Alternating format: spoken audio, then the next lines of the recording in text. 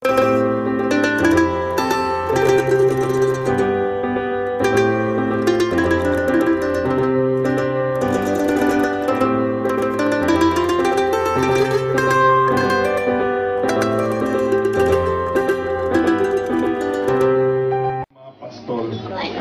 gabi na rin silang puyat sa pagbabantay nang biglang nagliwanag ang buong langit at sa harapan nila may nagpakilalang anghel na ang sabi, "Huwag kayong matakot.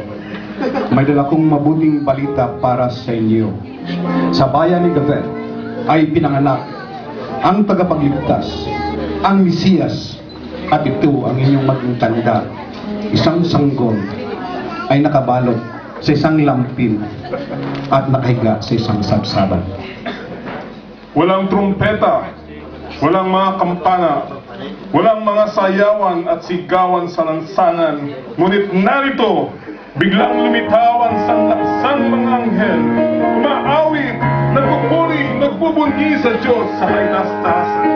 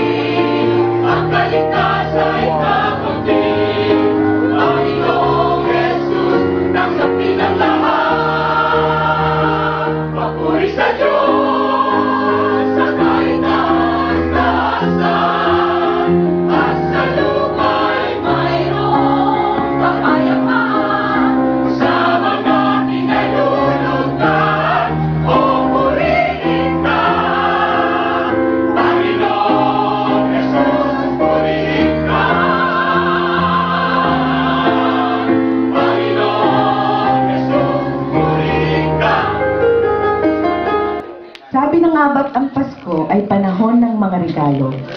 Ngunit ang hindi ko naisip noon, may mga regalo rin pala noong unang Paskong yun.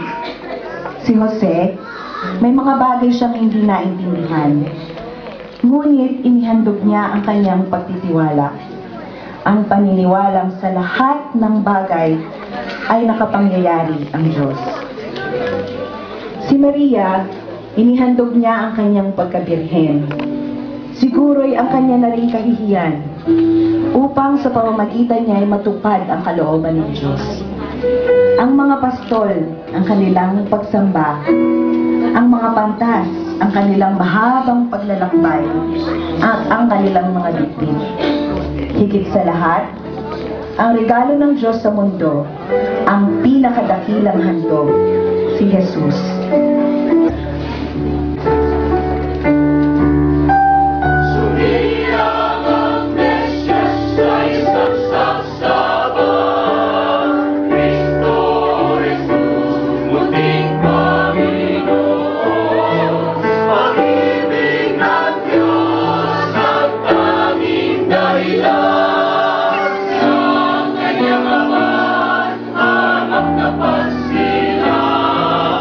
Wala